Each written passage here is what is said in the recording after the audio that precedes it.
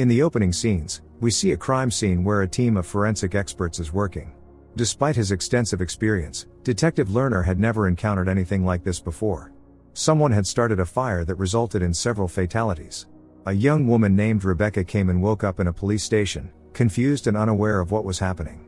She had no memory of how she ended up there. Detective Lisa Moon explained to Rebecca that she had fallen asleep at the wheel of her own car while drunk. At first Rebecca thought she might get off with just a fine, but the situation turned out to be far more serious. Detective Moon advised her to cooperate. Rebecca vaguely remembered drinking heavily at a bar that night and at some point receiving a call from her friend, Sarah James. Beyond that, everything was a blur for Rebecca. She claimed she had never driven under the influence before. The detective was skeptical of her statement but allowed Rebecca to use the restroom, despite it being against the rules. Still not fully grasping the gravity of the situation, Rebecca attempted to escape through the window, but of course it was barred. Her panic intensified. Eventually she had no choice but to return to the interrogation room. Detective Avery kindly offered her a donut. He would continue the questioning while Detective Moon spoke with a witness acquainted with Rebecca. That witness was a man named Robert Edward O'Dree. When Rebecca saw him at the bar that night, she was immediately interested, and the feeling was mutual. They got to know each other. Rebecca was slightly older but Robert didn't mind. In the present, Robert testified that he had tried to dissuade drunk Rebecca from getting behind the wheel, but she didn't care. Rebecca denied this ever happened, but the bartender supposedly confirmed Robert's statement. All evidence pointed to Rebecca hitting someone with her car that night, and the detectives were determined to find out who. For now, Rebecca was placed in a temporary holding cell. Since the women's cell was under renovation, her cellmate was a scruffy-looking man named Sully. Sarah came to visit Rebecca and hinted that she needed to escape. Rebecca still didn't understand what was happening. Rebecca wasn't thrilled about sharing the cell with Sully and agreed to continue the interrogation. She was convinced someone had spiked her drink, but the detective said tests showed no traces of substances. Evidently Rebecca had simply been very drunk. Furthermore, a cyclist had been hit in the same area that night. The detectives made it clear to Rebecca that cooperating was in her best interest. Rebecca recalled Sarah sharing good news that night. Her adoption had finally gone through. Rebecca was genuinely happy for her friend. As for Robert, Rebecca barely remembered him and demanded a lawyer. She was assigned one, Isaac Barcy. The detectives had photos of Rebecca's damaged car, but she had no memory of that either. The interrogation continued in the presence of her lawyer, who argued there was no proof Rebecca was the one who hit the cyclist. Rebecca was dreading returning to her cell with Sully, who was rambling nonsense. There was also another cellmate, a young woman named Jess, the daughter of wealthy parents. Suddenly Sully started behaving violently. Detective Moon tried to calm him down, but he pinned her against the wall. Moon asked Rebecca to grab the gun and shoot. Rebecca did as instructed but hit not only Sully but also Lisa Moon. Detective Avery arrived too late to influence the situation. He had to report the incident immediately. On the verge of panic, Rebecca kept repeating that she only wanted to help, but Avery wouldn't listen. Rebecca had a breakdown when she realized she would likely be blamed for the death of a police officer. Now she faced the possibility of life in prison without parole. Suddenly Rebecca offered to pay $1 million to make the case go away. Naturally Avery didn't believe she had that kind of money, so Rebecca upped the offer to $1,200,000. After closing the door to ensure no one overheard, Avery demanded $2 million. In tears Rebecca replied that $1.5 million was all she had. They settled on that amount. Avery gave Rebecca 1 minute to log into her online bank account. Left alone, Rebecca noticed that the police department badges were fake. At that moment she remembered Sarah's urging to run. Phone calls made to the police station also turned out to be fake. When Mr. Barcy returned to speak with his client, the detective attempted to stop him. Suddenly Rebecca pointed a gun at Avery, declaring that all of this was fake and that he was not a real police officer but an actor. The lawyer firmly urged her to lower the gun, calling her claims about the props nonsense. Avery explained that this location had previously housed the Property Crimes Division, but it was now under renovation. Rebecca continued to demand her release. When she fired the gun, it turned out to be fake as well. Robert attacked Rebecca from behind, knocking her out. Everything around her was staged, but what was the goal of these people? They were professional con artists and had done this before. Of course pseudo-detective Moon was alive. Jess and Sully by the way were lovers. Rebecca woke up in handcuffs. She directly asked Avery who he was. Avery replied that he was a close friend of Louis Denton. They had been orphans and grew up together. In adulthood, each of them started their own business. Avery knew that Rebecca had an affair with Louis Denton. Rebecca confirmed that she had known him but claimed she didn't know he was married. Now Louis was dead, and Avery was convinced that Rebecca had taken all his money and fled. Rebecca denied having anything to do with Louis's demise. But one day he appeared at her door, frightened, and handed her the key to a safe filled with money. Louis also mentioned that someone who didn't like unfinished business was after him. The next day Louis was dead. Avery was tired of playing games, he just wanted Rebecca to hand over the full $8 million. Rebecca insisted there had only been $2 million in the safe. Louis and several of his employees had perished in an office fire. It was unclear who was behind it. Recalling Rebecca's statement about someone who didn't like unfinished business, Barcy mentioned Giovanni. This made everyone uneasy because Giovanni was an elusive con artist. Anyone who saw his face never survived. Rebecca began turning everyone against Avery, claiming that since he knew so much about Denton's business, he could very well be Giovanni himself. Avery in turn accused her of trying to mislead them to buy time. To force Rebecca to access her bank account, they were going to use torture, but a tremor in his hands caused Sully to drop the instrument. His condition was caused by withdrawal symptoms, and he needed fresh air. Moon expressed concerns that Rebecca might genuinely only have $2 million, but Avery didn't believe it. Robert asked him for a private conversation. Meanwhile, Rebecca noticed a razor blade on the floor. Lisa and Isaac were siblings. They had turned to fraud to support their ill parents. Robert disliked how Avery underestimated his talent.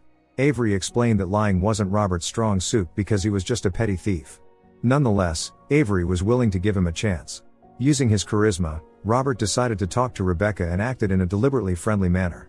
But Rebecca knew he was the one who had driven her here. To gain Rebecca's trust, Robert returned her sedative pills. Sensing Robert's uncertainty, Rebecca whispered that Avery couldn't be trusted. She also asked Robert to take her to the restroom. Avery decided to allow Robert to do so. Perhaps this would help Robert gain Rebecca's trust and make her talk. Knowing that everything around her was fake, Rebecca tried to break the bars on the restroom window, but was thwarted by Robert. Threatening Robert with the razor blade, Rebecca took him hostage.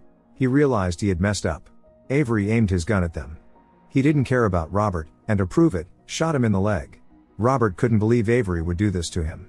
Rebecca ended up in handcuffs again. Robert begged for help. Lisa intended to take him to the hospital, but Avery refused, saying it would render all their efforts meaningless. Moreover, Sully used the razor blade to speed up the process. Isaac couldn't bear to watch Robert suffer, but he was powerless to do anything. Robert passed away quickly. Rebecca stated that no one would survive to tell this story, as each of them would one by one meet the same fate as Robert. Avery made Rebecca shut up, denying that he and Giovanni were the same person. Now their only common goal was to get the money from Rebecca. But before Sully could resort to torture again, he had a seizure with fatal consequences. No one ever understood why this happened. Jess was crying, grieving for her beloved. They were both crazy and truly loved each other. Avery ordered Jess to take over the torture. Isaac couldn't bear to watch. Driven by a desire for revenge for Sully, Jess inflicted pain on Rebecca. When Rebecca claimed that it was Avery who poisoned Sully, Jess in a fit of rage wounded her badly. Lisa barely managed to pull enraged Jess off Rebecca. Avery knew that Rebecca was skillfully manipulating them and decided that it would be useful for her to spend some time in isolation and without light. He then called Jess to calm down. If everything went according to plan, she would get both her share and Sully's share. Suddenly there was a knock at the door. Everyone remained silent until the uninvited guests left. Avery said they had an hour until the building was demolished. While Jess was trying to regain her composure, Avery first whispered something to Lisa, then handed Isaac a gun, and finally spoke with Rebecca privately. She began accusing him of setting fire to Denton's office. Realizing they wouldn't reach an agreement, Avery ordered Lisa to bring in Sarah, who was bound. And if Rebecca didn't do what they wanted, Sarah would have to pay for it. It turned out that Avery and his people initially tried to bribe Sarah to act with them. But when Sarah refused, they had to force her to act against her will. Rebecca stated that she and Sarah were not close friends. Sarah was just a single mother with whom Rebecca sometimes drank wine. However, this didn't convince Avery, who was determined to get Denton's money at any cost. Realizing that Avery intended to get rid of Sarah, Lisa stopped him. After conducting her own investigation, she guessed that Sarah had adopted Denton and Rebecca's child without even knowing it. This was the reason Rebecca had befriended Sarah. Not wanting any more casualties, Lisa led the wounded woman out of the room. Later, Avery reminded her that her parents' chemotherapy was expensive, so she had to finish her work, just like all of them. Now Avery intended to use Rebecca's son as leverage. Meanwhile, Jess began convincing Isaac to get rid of Avery.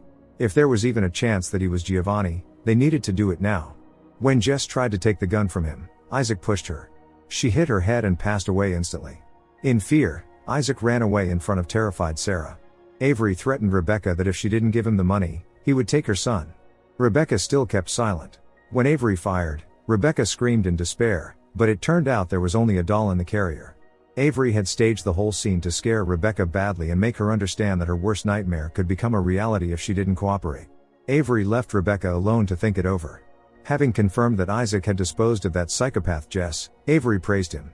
It turned out that this had been the plan all along. Isaac didn't say a word, still in a state of shock. While Sarah tried to free her hands, Avery gave Rebecca a laptop and ordered her to transfer the money. Avery assured Rebecca that her son would be fine. But for Rebecca it was over anyway because in Avery's opinion, Denton's death was on her conscience, and she had to pay for it. At some point Rebecca noticed that Jess was missing. From her brother's reaction, Lisa immediately guessed what had happened. Avery denied giving such an order to Isaac, attributing it to an unfortunate accident. Suddenly Isaac pointed a gun at him, saying he wouldn't allow anyone to harm Rebecca's son. In tears Lisa also aimed a gun at him, saying that this money was needed for their seriously ill parents. But Isaac knew that their parents would not be happy to learn the price these money had cost. Together Avery and Lisa convinced Isaac to lower the gun. Taking advantage of the moment, Avery attacked Isaac and took his life. Now it was Lisa who pointed the gun at Avery, agreeing with Rebecca to split all the money in half. But Lisa didn't expect Avery to attack. A fight broke out between them while Rebecca desperately tried to free herself. After neutralizing Lisa, Avery approached Rebecca, telling her she should have acted smart and immediately run off somewhere far away with the money. But Rebecca wanted to make sure that her son were fine. She revealed that she had secretly poisoned Sully's coffee. She had also been manipulating everyone, turning them against each other. Rebecca was an excellent psychologist and knew how to read people. After insulting her, Avery shot, but the gun turned out to be fake. Rebecca also fired. It turned out that she had managed to free herself from the handcuffs. Taking her son, Rebecca was about to leave, but there was still one obstacle, Sarah, who had already called the police. This wasn't part of Rebecca's plan, so she quickly got rid of Sarah, after which she poured gasoline all over the place. Avery, still alive, begged her to spare him, but of course she had no intention of doing so. At that moment Avery realized that Rebecca was Giovanni. Having set the warehouse on fire, Giovanni escaped with her son. Soon Detective Lerner and the forensic team arrived, concluding that they were dealing with the same criminal who had set fire to Denton's office, leaving no traces. Rebecca had plenty of fake documents, so no one would be able to catch her. The adventure was just beginning. Don't forget to subscribe to our channel not to miss more exciting new products. Also, the authors will be pleased if you leave your opinion in the comments.